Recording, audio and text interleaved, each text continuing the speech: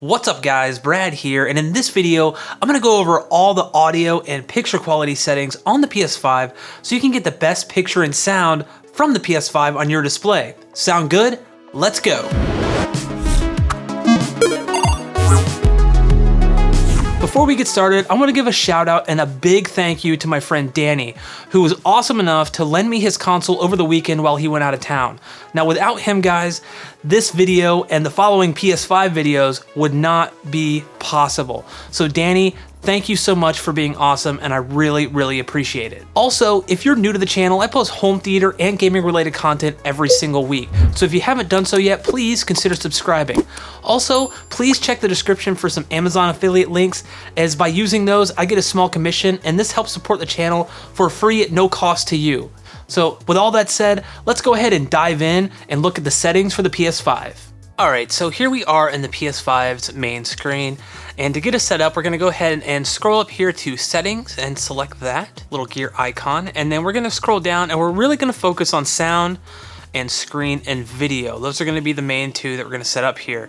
And we're going to do one other setting to get Dolby Atmos from Blu-rays and 4K UHD Blu-rays. So let's go ahead and jump in here to sound, and we're going to go to audio output.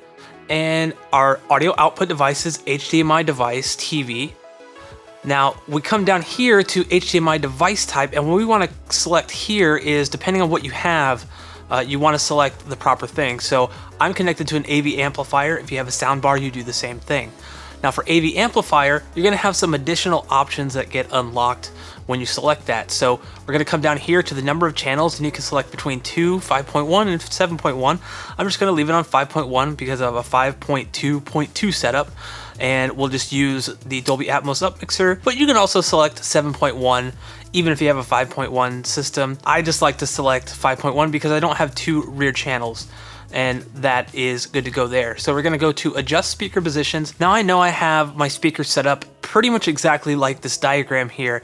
My fronts are towed in at a 30-degree angle, and then my surrounds are towed in as well towards the listening position at a 110-degree angle. So I'm good to go here, but if your system was set up in maybe not an ideal location, you can go in here and adjust these to match kind of how your system is set up. So if you have one speaker that's kind of in the back corner that isn't really in the proper position, you can adjust that, and this will theoretically apply to each game, and you'll get the best surround experience regardless of if your setup is set up in an ideal way or not. So I'm gonna leave these to 110 and 110 for the surrounds, and we're good to go there. Now if we come down here, you can turn off the sound effects and stuff if you want to.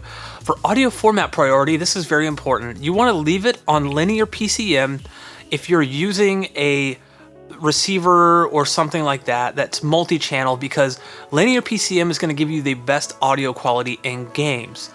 Now, because the PS5 does not support Dolby Atmos or DTS:X, we want to go ahead and not select these bitstream for Dolby and DTS, because what that's going to do is that's actually going to compress our uncompressed audio, our linear PCM audio, into one of these formats. Now the only time you'd want to select this is if for some reason your receiver does not support more than 2-channel PCM. Then you want to select one of these so you get multi-channel, but for most people that are connecting to an AV receiver, linear PCM is the way to go. But, and there's a big asterisk there, if you are listening to Blu-rays and you want Dolby Atmos or DTS:X, you have to come in here every single time and select either Dolby or DTS depending on what is in the movie. So Dolby for Dolby Atmos. So I'm gonna actually leave it on linear PCM here, and we're actually gonna come back to this setting when we go to get Dolby Atmos out of a 4K Blu-ray. So backing out there, we're gonna go to screen and video, and this one is pretty simple. We can go to video output information, and it's gonna tell us exactly what our display supports. So if you scroll through everything here, it's telling us our color format, the HDR frequencies that are supported and the ones that aren't supported, and it's pretty much all across the board here. I don't have a display that is capable of displaying 4K at 120 Hertz, but if I did, you would see that as a supported format here. But if we come back, we can leave resolution set to automatic, or you can set it yourself. I personally like to set it myself to 2160p. But again, if you are playing a game that supports 120 frames per second and you don't have a television that supports that, then leaving it on automatic is your best bet, as it should theoretically dynamically adjust the resolution for you to get 120 frames per second if maybe your set only supports 1080p. But so for now, we're gonna leave it on 2160p IM, but for most people, automatic is where you want it set. 4K transfer rate, this is if you're getting, screen flickers or HDMI dropouts. Leaving it on automatic is a safe bet there too. HDR, automatic. If you turn it off, you're not gonna get HDR. So you definitely wanna leave that on.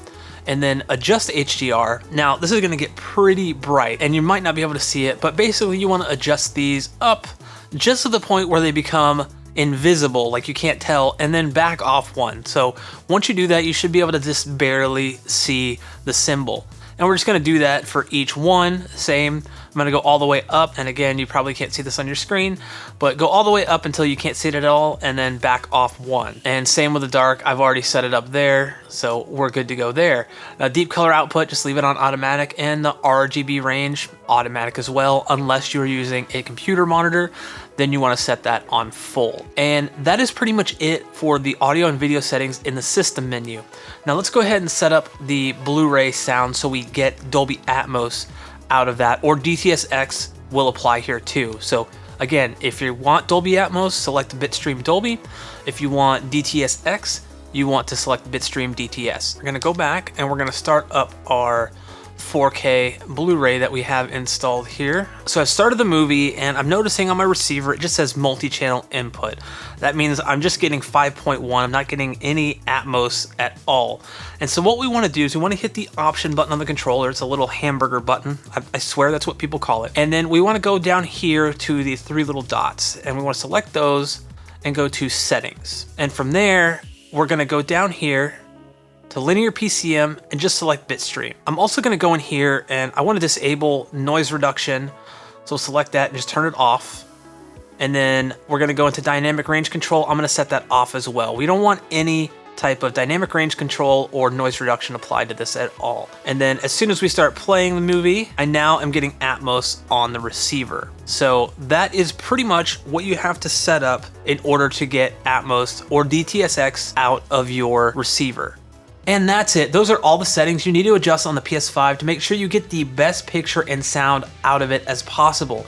Now, obviously, there's going to be some slight variance from display to display, especially if you're maybe gaming on a computer monitor. It's going to be a little different, but definitely go in and adjust HDR if your display supports it, because that way you can be sure that it's tone mapping it to your display. Now, I'm not sure every game supports that. I know that they had the function on the PS4 and the PS4 Pro, and not every game supported that, but it's still a better safe than sorry setting, so go ahead and go in there and set that.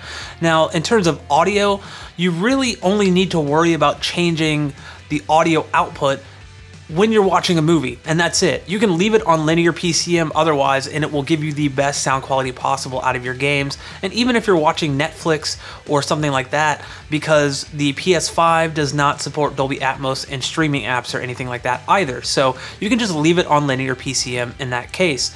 But if you're watching a movie like a Blu-ray or a 4K disc, then you definitely want to switch that over to Bitstream, either Dolby or DTS, depending on what the movie has for the soundtrack. And you'll have to just look on the back of the movie case to figure that out. But it's not too hard of a setting to adjust. It is more kind of a nuisance.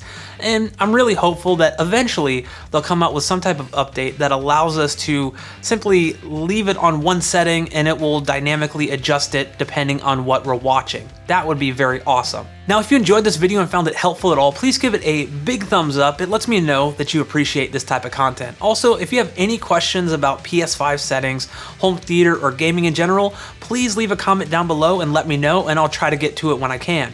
Thank you everyone for watching, and I will catch you in the next one.